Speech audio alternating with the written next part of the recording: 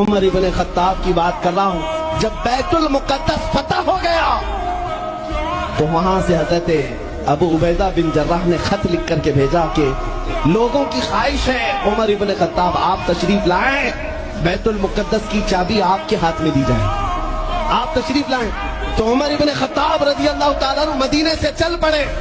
اپنا ایک غلام لے کر کے، لیکن غلام اور خود ہونے کے بعد ایک ہی گھوڑا تھا۔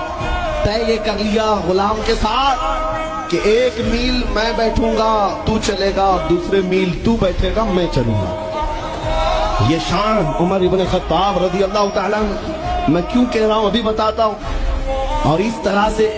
سفر کرتا رہا، 1 میل خود بیٹھتے 1 میل غلام بیٹھتا تھا، کیونکہ ان کے عدل کے سامنے کسی کی نہیں چلتی۔ پھر جب اتفاق ایسا ہے بیت المقدس قریب آیا، لوگ سب دیکھنے کے لیے باہر آئے، لیکن گھوڑے پر بیٹھنے کی بات